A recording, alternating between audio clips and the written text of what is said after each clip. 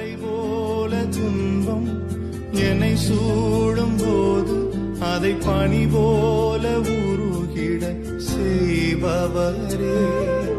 கண்மணி போல் என்னை காப்பவரே,